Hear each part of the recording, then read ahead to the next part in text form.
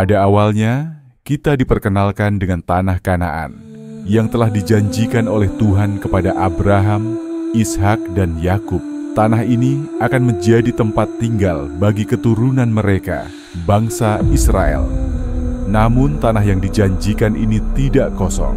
Di dalamnya terdapat berbagai bangsa yang kuat dan juga raksasa-raksasa yang dikenal dalam tradisi Alkitab sebagai Nephilim atau keturunan dari ras besar yang disebut Rafaim. Keberadaan raksasa-raksasa ini menjadi salah satu tantangan terbesar bagi bangsa Israel dalam menaklukkan tanah tersebut.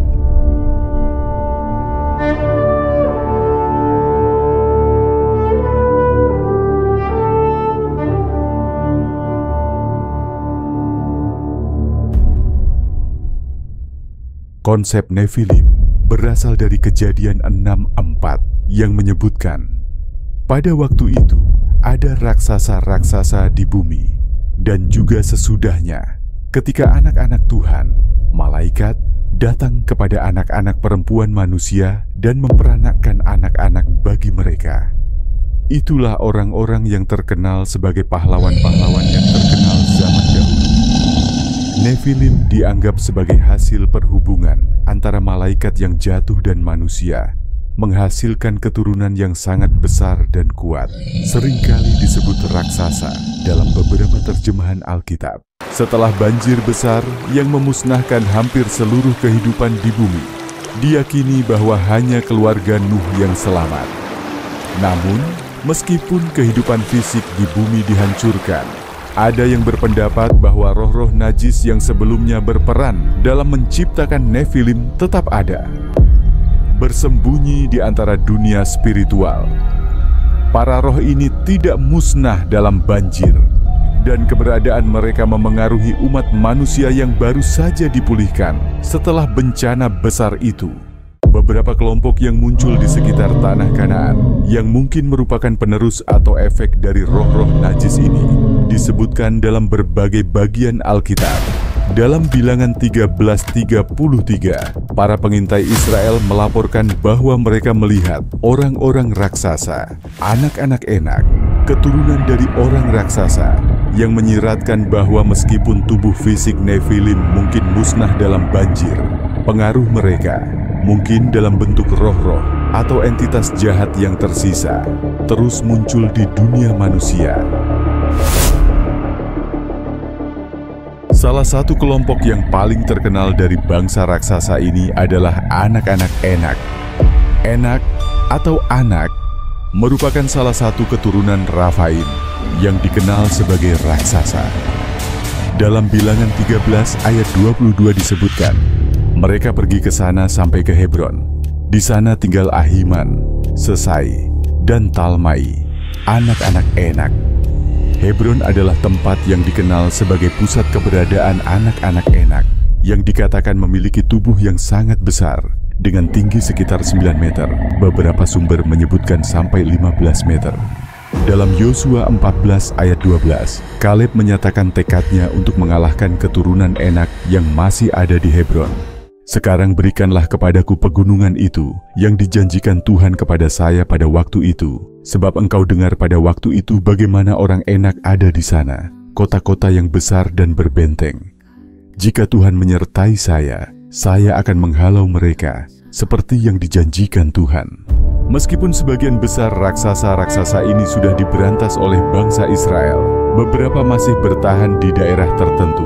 Misalnya, kota Gad yang terkenal sebagai tempat tinggal Goliat, raksasa Filistin yang dilawan oleh Daud dalam 1 Samuel 17 ayat 4. Dan seorang petarung keluar dari perkemahan orang Filistin, namanya Goliat dari Gad. Tingginya 6 hasta dan 1 jengkal. Selain itu, Gaza dan Asdod juga menjadi tempat tinggal bagi beberapa keturunan Nephilim yang masih ada hingga zaman pemerintahan Raja Daud, sebagaimana disebutkan dalam 1 Samuel 17 ayat 23 yang menyebutkan bahwa Goliat adalah seorang dari keturunan raksasa. Raksasa-raksasa ini bukan hanya figur yang menakutkan, tetapi juga simbol dari tantangan yang harus dihadapi oleh bangsa Israel untuk memenuhi janji Tuhan. Dalam Bilangan 13 ayat 33, laporan yang diberikan oleh 10 pengintai Israel menggambarkan bagaimana mereka melihat Nefilim yang merupakan keturunan Enak dan merasa seperti belalang di hadapan mereka karena ukuran tubuh raksasa-raksasa itu yang sangat besar. Mereka mengatakan, "Di sana kami melihat orang-orang raksasa, anak-anak Enak, keturunan dari orang raksasa, dan kami menjadi seperti belalang di mata mereka." Namun di sisi lain ada sekelompok pengintai yang tetap percaya bahwa dengan bantuan Tuhan, bangsa Israel dapat mengalahkan mereka, yakni Kaleb dan Yosua, yang menegaskan bahwa mereka mampu mengalahkan raksasa-raksasa ini dan mengambil tanah tersebut. Kaleb berkata dalam Bilangan 13 ayat 30, "Mari kita maju dan mendaki, dan kita akan mendudukinya, sebab kita pasti akan mengalahkannya." Walaupun sebagian besar bangsa Israel terpengaruh oleh ketakutan terhadap raksasa, dua orang pengintai, Kaleb dan Yosua, tetap teguh dalam iman mereka. Mereka percaya bahwa Tuhan akan memberikan kemenangan atas para raksasa ini, karena Tuhan sudah berjanji kepada nenek moyang mereka untuk memberikan tanah itu. Kaleb bahkan mengajak bangsa Israel untuk tidak takut dan langsung menyerbu negeri itu, karena mereka percaya bahwa Tuhan lebih besar daripada segala tantangan yang ada. Dalam Bilangan 14 ayat 8 dan 9, Kaleb berkata, "Jika Tuhan berkenan kepada kita, maka Dia akan membawa kita masuk ke negeri ini dan memberikannya kepada kita, negeri yang berlimpah susu dan madunya. Hanya janganlah memberontak terhadap Tuhan, dan janganlah takut kepada bangsa itu, sebab mereka adalah roti bagi kita. Perlindungan mereka sudah lenyap dari mereka, dan Tuhan menyertai kita.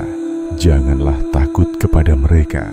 Dalam seri pertama ini menggambarkan bagaimana raksasa-raksasa dan keturunan Nefilim menjadi salah satu tantangan terbesar yang harus dihadapi bangsa Israel dalam perjalanan mereka untuk merebut tanah Kanaan. Meski keberadaan mereka sangat menakutkan dan membuat bangsa Israel terkesan lemah, orang-orang seperti Kaleb dan Yosua menunjukkan bahwa dengan iman dan kepercayaan kepada Tuhan, segala tantangan besar dapat diatasi. Tanpa mengatasi ketakutan terhadap raksasa-raksasa ini, bangsa Israel tidak akan mampu merebut tanah yang telah dijanjikan Tuhan kepada nenek moyang mereka.